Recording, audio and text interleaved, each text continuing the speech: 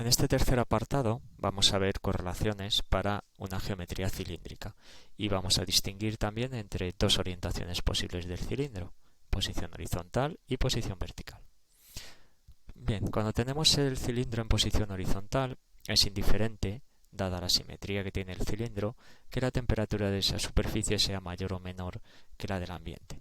Si es mayor, como en la figura de la izquierda, pues el aire caliente se desplazará hacia arriba recorriendo el perímetro del cilindro, y si su temperatura es menor, pues el aire se irá hacia abajo, el aire frío. Pero vemos que la velocidad relativa, dada la simetría de la geometría del cilindro, velocidad relativa del aire respecto a la superficie de intercambio es equivalente en ambas figuras. Bien, para esta geometría y esta orientación podemos utilizar esta correlación donde en el número de Rayleigh y en el número de Nusselt utilizamos el diámetro como longitud característica, dado que la longitud que está recorriendo el aire es el perímetro, que viene a ser proporcional al diámetro del círculo.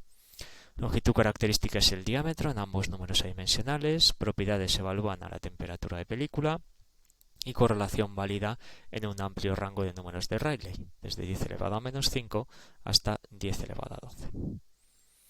Cuando el cilindro lo ponemos en posición vertical, cambia notablemente, porque ahora la velocidad del fluido, si la temperatura de superficie suponemos que es mayor que la temperatura del aire, pues vemos que el fluido caliente se desplazará en esa dirección, hacia arriba.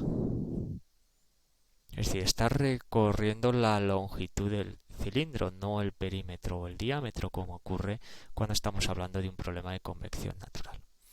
Con lo cual la correlación anterior no nos vale. ¿Qué ocurre aquí? Dice, un cilindro vertical se puede considerar como una pared plana vertical, siempre que la curvatura no sea muy importante. Es decir, imaginaros que yo corto el cilindro por aquí y lo desplegamos, lo estiramos, es decir, construimos una placa plana vertical con estas dimensiones. Esta sería el perímetro, pi por d, y esta sería la longitud en la dirección vertical, que sería L.